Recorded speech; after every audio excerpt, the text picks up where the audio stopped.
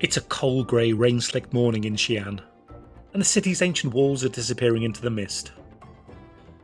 On a day like this, your body doesn't just want food, it wants a rescue mission. I tell you, this is a little beacon of light on a really miserable day.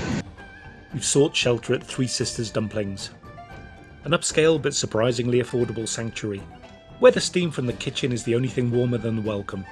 We aren't just here for a snack, we're here for a deep dive into two very different Shaanxi dumpling philosophies.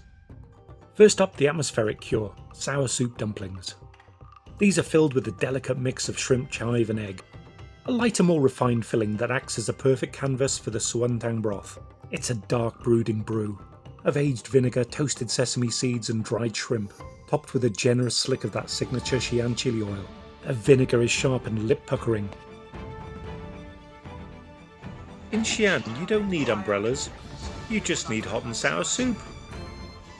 I've completely forgotten that I'm soaking wet. While the shrimp and egg inside offer a soft, savoury sweetness that balances the heat. It's a double soup explosion that clears your sinuses and warms you to the bone.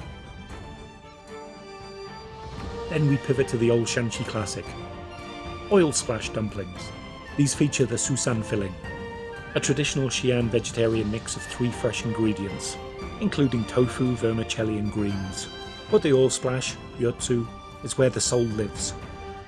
They pile raw garlic, scallions and dried chili flakes on top of the steamed dumplings, then hit it with a ladle of smoking hot oil right before it leaves the kitchen. You can hear that sizzle from the table. It's smoky, garlicky and incredibly fragrant, turning a simple dumpling into a high-octane umami bomb. The texture is consistent, the fillings are fresh and the balance of spice is masterful. The rain might still be drumming on the windows outside, but in here, at the table, it's a perfect spicy sanctuary.